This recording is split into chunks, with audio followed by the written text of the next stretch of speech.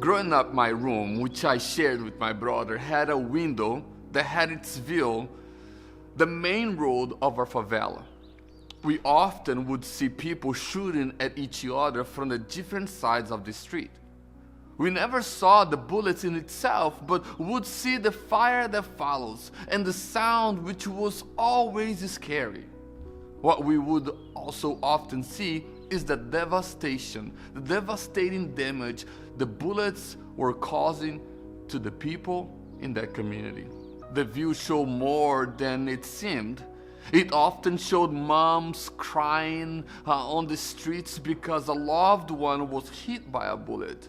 When we looked through that window, we saw violence, desperation, pain, suffering, deprivation, death. Sir, calm down before my child dies. When we look through the window of the realities found on John chapter 4, verses 46 and 54, we see a man hurting in desperation. He has tried everything, doctors, medication, perhaps even the local medicine man and the TV evangelist, faith healer, but nothing worked. This man was a royal official, a servant of Herod court, most likely a Gentile, which means he had influence, power, and wealth, but they are not useful to him at this specific moment. So Jesus said to him, unless you see signs and wonders, you will not believe. What is the point of having it all, but not being able to save what is most precious to him, his son? Desperation sets in. His son is close to death in Capernaum, a day's journey from Canaan in Galilee, where he was looking for his last resort.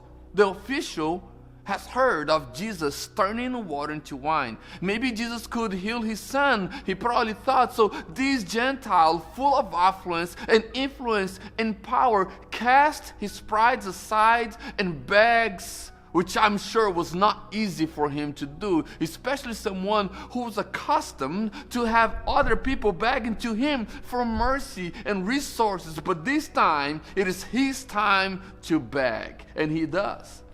Jesus, you must come with me now. Every minute count. So he presses Jesus farther. Sir, come down before my child dies. I'm not sure about you, but these words hit me hard.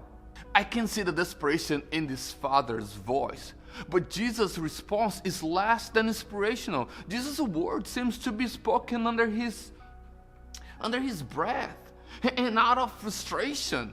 Unless you see signs and wonders, you will not believe. As if Jesus was saying, I'm not a genie in a bottle, just waiting for you to rub it, and so your desire will happen. There is a tremendous lesson of faith in the words of Jesus here. One may perceive that the Father was done with the talking and that he needed action from Jesus, but now is Jesus' time to press the royal officials by not being impressed by the man's position, indicating, I'm not coming with you. And giving the man 4 words, that's what Jesus do. It's like, I'm not going with you. Go, your son will live. If these guys are looking for action, Jesus gives him word. This is a miracle of abstention. There is almost always a miracle behind the miracle of Jesus. And what this sign shows is that Jesus' words is power. Jesus won't go with the royal official. Jesus won't associate with him with the benefit of being close to this powerful man. Jesus would not go to benefit. It's not going to benefit from this man's position and affluence. Jesus won't play with the man's money, power, and fame. But the royal official must take Jesus at his word. Go, your son will live. The man must go without Jesus. All he takes with him is Jesus' words. Jesus' words is all that he needs. By his word, Jesus, God, created the heavens and the earth. Through him, all things were created. John also reminds us in the first chapter, verse 3 of his gospel. God said it. Now, that's power right there. Jesus' word is power. And at that moment, Jesus says, he will live. And the boy is healed. The royal officials simply accepted Jesus' declaration that the boy will live, and he departed. We might think that the miracle here is the healing of the child. The real miracle in this occasion is the faith of the father, whose panicked desperation vanished and is replaced with belief. The miracle is that he took Jesus at his word without seeing the proof. The miracle was that he believed before he saw the proof of the healing.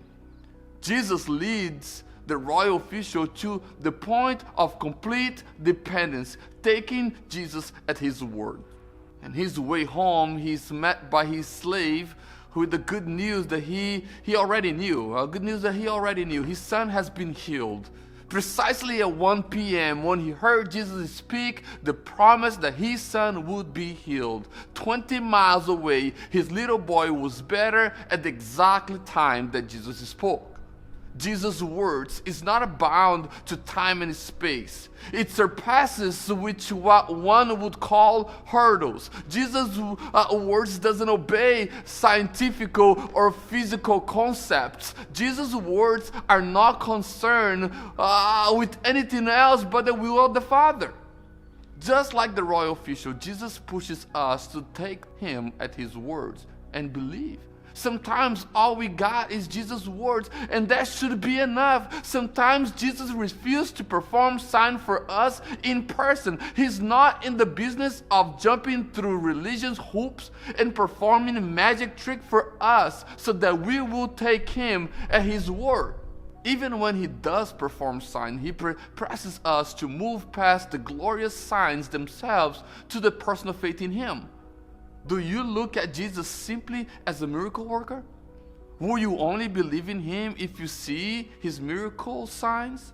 What happens if he doesn't perform signs when you ask him?